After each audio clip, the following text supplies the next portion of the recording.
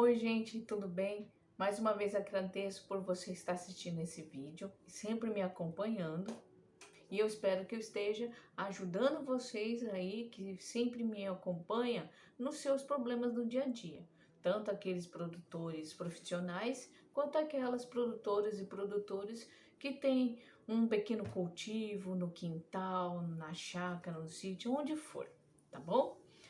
Bom, para aqueles que ainda não me conhecem, meu nome é Erika Fujita, sou engenheira agrônoma, trabalho com assistência técnica para pequenos e médios produtores no cultivo de frutas e hortaliças. Hoje eu vou fazer novamente um vídeo sobre perguntas e respostas, incluindo principalmente as dúvidas dos produtores que eu vou nos seus sítios, nas suas fazendas, em qualquer local de produção e esclareço inúmeras dúvidas. Vocês sabem bem disso. E trouxe aqui algumas dessas perguntas com o tema de poda. Poda muitas vezes é um pouco polêmico, porque o produtor e a produtora às vezes tem uma certa sensibilidade, porque fica meio relutante, que vai pensando, poxa vida, eu vou ter que podar minha árvore tão frondosa, grande, linda e maravilhosa. Eu não tenho coragem de fazer isso, pelo amor de Deus. E quando eu falo de poda drástica, então, nossa, aí arrepia, né, a pessoa. Pensa, meu Deus do céu, matou a planta. Mas não é bem por aí. Que eu acho importante poder ajudar vocês nas decisões de quando começo a podar. Quando vou começar a podar? Quando eu vou fazer a poda nas minhas frutíferas, nas minhas fruteiras? Bom, gente, é o seguinte. Tem muitas pessoas que querem podar esperando terminar a carga.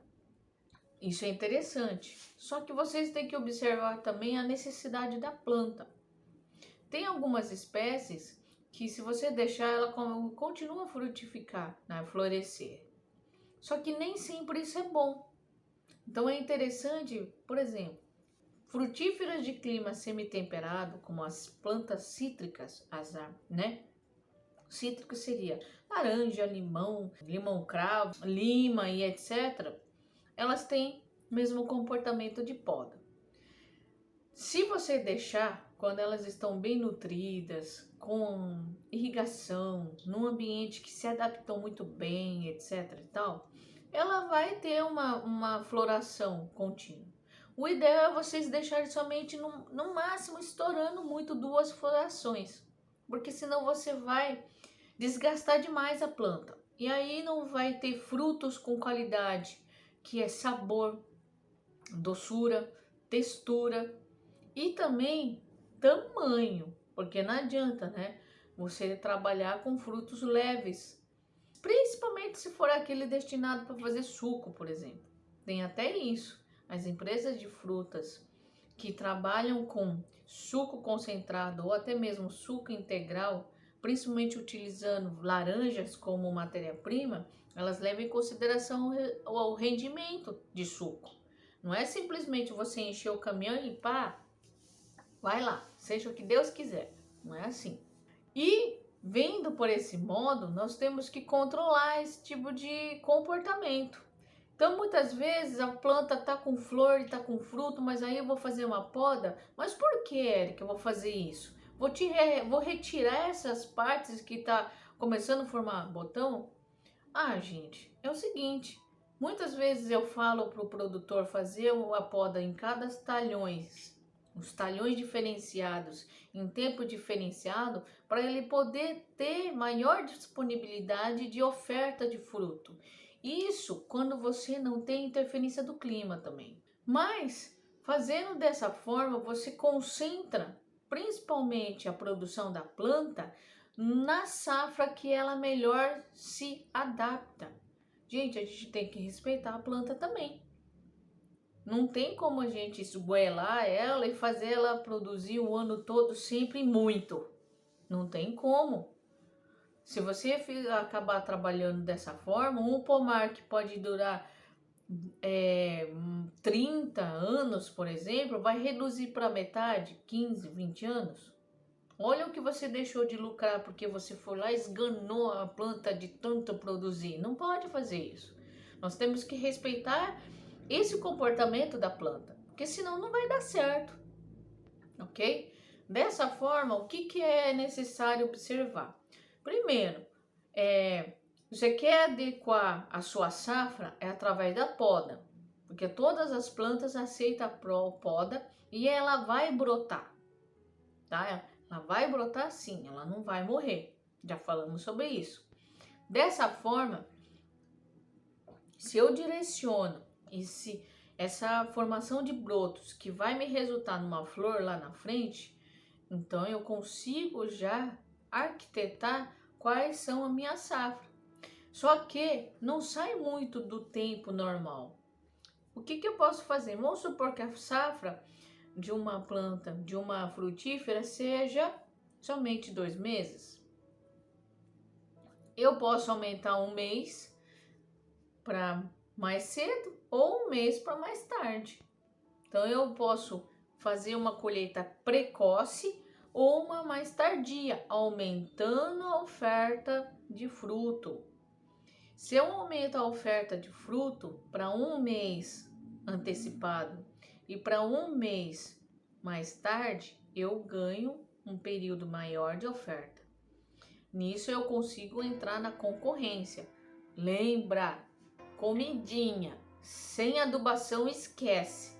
Jamais uma planta vai te dar aquilo que você não ofereceu como contrapartida, que é adubação, esterco, compostagem, não deixar aqueles matão competindo com ela e assim por diante.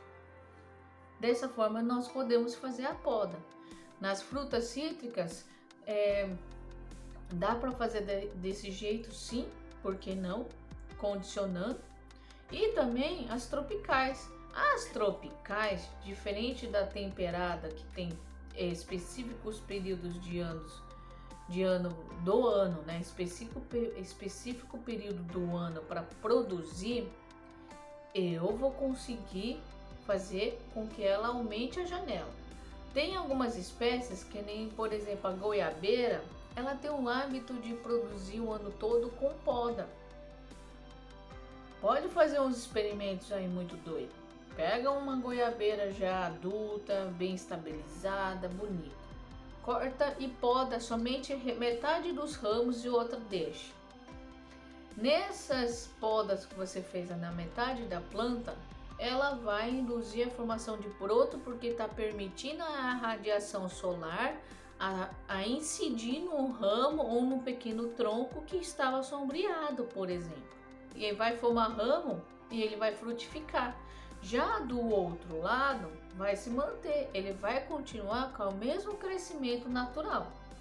Aqui vai ter um diferencial porque ele foi retirado os excessos de ramo ladrão e direcionando a energia somente para aquele ponto que é o de interesse. Isso é uma poda. Ah, então, Érica, eu posso fazer poda o ano todo? Depende. Depende se você der alimento e água. Então, quando fazer poda? Eu posso fazer poda no inverno? Vai depender se ela é uma planta de clima temperado. Clima temperado, ela entra em dormência no inverno. Então você pode podar e reduzir, chegar mais perto, como no caso a uva e outras plantas de clima frio. Ela, você chegando depois da produção, ela coincide quase no início do inverno, tá?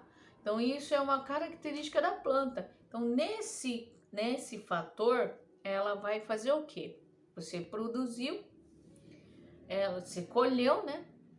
Findou a produção de frutas, você vai pegar e começar a deixar ela em repouso, sem podar muito, só tirar os excessos da parreira de uva.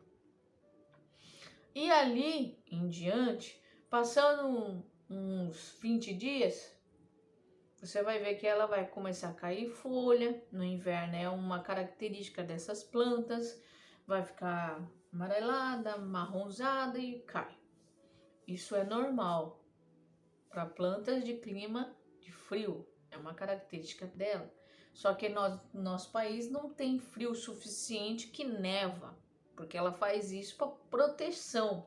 Então ela vai se voltar para fazer um repouso até receber horas de frio suficiente para soltar broto novo.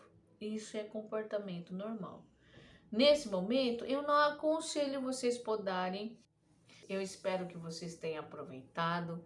Eu sei que falo demais. Pessoas às vezes até acham interessante por eu ser mais detalhista. Eu gosto de explicar certinho, direitinho, para que vocês não tenham dúvidas. E se tiver dúvida, é claro, me perguntem, né? Então, agradeço a você que ficou até o final desse vídeo, me acompanhando. Eu espero ter ajudado, tá? Estamos aqui disponível para tirar qualquer tipo de dúvida. Fica aqui o meu muito obrigado. Não se esqueçam de curtir a minha rede social no Instagram, no Facebook. Se inscreva no meu canal do YouTube, é Érica Fujita _oficial, tanto por Face quanto por Instagram, quanto por YouTube, tá bom? E nos encontramos até o próximo vídeo. Até mais!